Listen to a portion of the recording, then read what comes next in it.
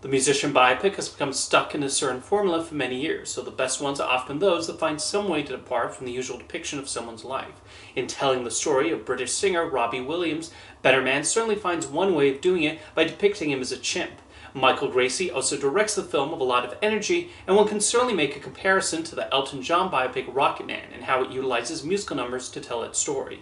The movie is quite honest about Williams' flaws and how his relationship with his family drives him.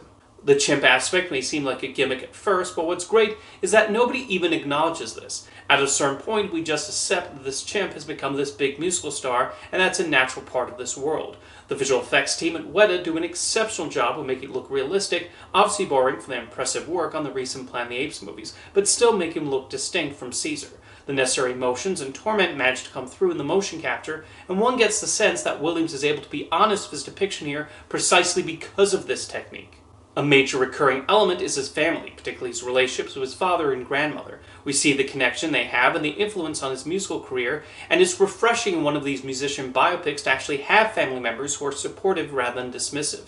The film does give us the usual montages of Williams falling into drugs and addiction, but even those are handled well and fit naturally with the storytelling and him wrestling his demons. The highlights of Better Man do come from the musical numbers, whether performed in concert or in the streets of London. Gracey directs them with the same energetic quality brought to the songs in The Greatest Showman, and each managed to stand out from each other.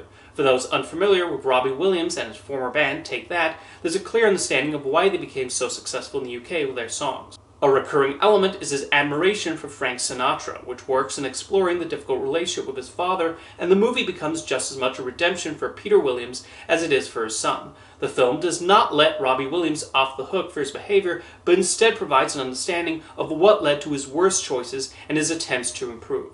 Better Man is partly about the dangers of fame and what can happen when someone is immediately thrust into the spotlight. Most importantly, it managed to avoid feeling too much like every other musician biopic under the sun, and not just because of its lead being a chimp through the entire film. Someone can walk in without any knowledge of who Robbie Williams is and come away learning a lot about him, his connections, his troubles, and his musical catalog. Michael Gracey also keeps it moving through the 2 hour and 50-minute runtime, and it definitely does the job of providing curiosity about his output.